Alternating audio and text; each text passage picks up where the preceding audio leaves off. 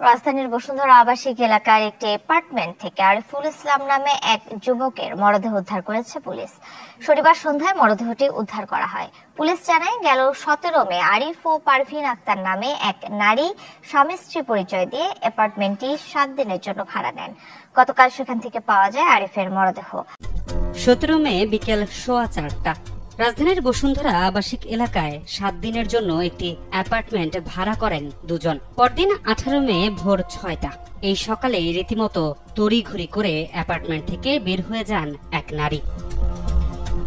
এরপর আর কোনো খোঁজ নেই কারো। শনিবার প্রতিষ্ঠানটি থেকে ফোন করে পুলিশকে জানানো হয়, দোতলার সেই অ্যাপার্টমেন্ট থেকে একজনের গলিত মরদেহ পাওয়া গেছে। খবর পেয়ে ঘটনাস্থলে পৌঁছায় পুলিশ।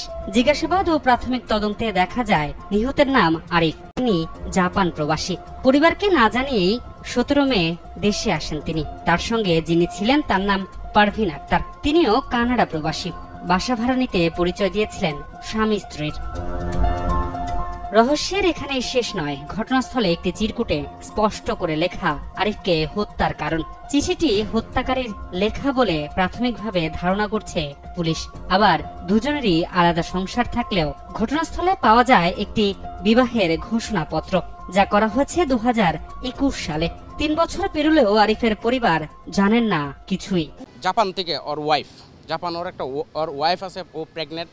তো জাপান থেকে কল করছে, মা আরিফ তো জাপান পৌঁছার কথা 31 তারিখ রাত্রে, দিনের 12টা, মানে বাসায় পৌঁছার কথা।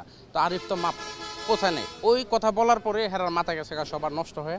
মরদেহের বুকে ও গলায় ছুরিকাঘাতের চিহ্ন রয়েছে বলে জানিয়েছে সিআইডির ক্রাইম সিন ইউনিট। তবে প্রশ্ন হচ্ছে, হত্যাকারী এত দ্রুত গেলেন কোথায়? পুলিশ বলছে 16 মে পারভিন দেশে আসেন এবং 18 মে তার মোবাইলের সর্বশেষ অবস্থান দেখা গেছে হযরত শাহজালাল আন্তর্জাতিক বিমানবন্দরে।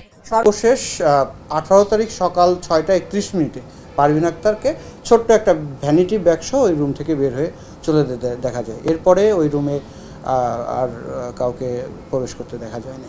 দায়িত্বে অবহেলা এবং সন্দেহজনক আচরণের কারণে অ্যাপার্টমেন্ট কর্তৃপক্ষকে জিজ্ঞাসাবাদ করবে পুলিশ।